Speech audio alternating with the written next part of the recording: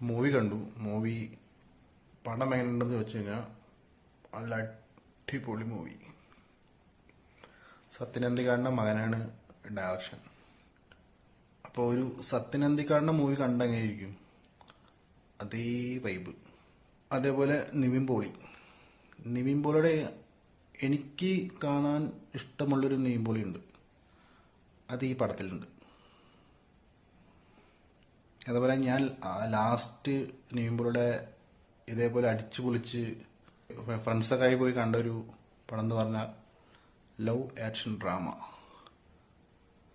ഇത് അടിച്ചുപൊളിയല്ല, ഇത് വേറൊരു പരിപാടി.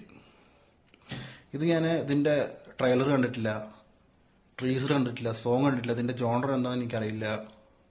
അങ്ങനെ കണ്ട ഒരു പടമാണ്. പക്ഷെ കണ്ടപ്പോഴാണ് ഇതിന്റെ ജോണർ കണ്ടപ്പോൾ തന്നെ എനിക്ക് ഭയങ്കരമായിട്ട് ഇഷ്ടപ്പെട്ടു. അതേപോലെ സർവം മായ. എന്താണ് മായ? അതൊക്കെ നിങ്ങൾ പോയി കണ്ടു നോക്ക്. നമ്മുടെ സത്യൻ അന്തിക്കാടിന്റെ സിനിമകൾ എടുത്ത് നോക്കി അറിയാം. ഇപ്പം ലാസ്റ്റ് ഇറങ്ങിയ ഹൃദയപൂർവ്വം, ഞാൻ പ്രകാശൻ, ഒരു ഇന്ത്യൻ പ്രണയകഥ. ഈ സിനിമയിലൊക്കെ മെയിൻ ക്യാരക്ടറിന്റെ കഥയിലൂടെ ആവില്ല സിനിമ കൊണ്ടാവുക. ഇപ്പൊ സെക്കൻഡ് ഹാഫൊക്കെ എത്തുമ്പോൾ വേറൊരാളുടെ കഥയിലൂടെയും ആ സിനിമ പോകണ്ടാവുക. നിങ്ങൾ നോക്കിയാൽ മനസ്സിലാവും. ആ ഒരു സെയിം പരിപാടി തന്നെ ഇതിലും. പിന്നെ എനിക്കിതിൽ ഏറ്റവും ഇഷ്ടപ്പെട്ട ഒരു കാര്യം എന്ന് പറഞ്ഞു കഴിഞ്ഞാൽ ഇതിന്റെ ലൊക്കേഷൻ.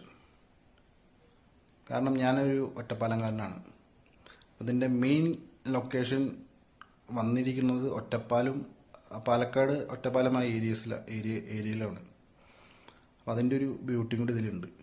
പിന്നെ ഈ സിനിമയുടെ ഇടയിൽ ഒരു ചെറിയൊരു ഓട്ടം തുള്ളലിൻ്റെ ഒരു ബാക്ക്ഗ്രൗണ്ട് സ്കോർ വരുന്നുണ്ട്. അതും കൂടി കേട്ടപ്പോൾ ഭയങ്കര ഫീലായിരുന്നു. കാരണം ഞാൻ നാട്ടിലില്ല, ഞാൻ നാട്ടിൽ നിന്ന് 2 വർഷമായി വിട്ടിട്ട്. അപ്പം അതും കൂടി കേട്ടപ്പോൾ നല്ലൊരു ഫീലായിരുന്നു. ഇവളാള് കൊള്ളാമല്ലോ.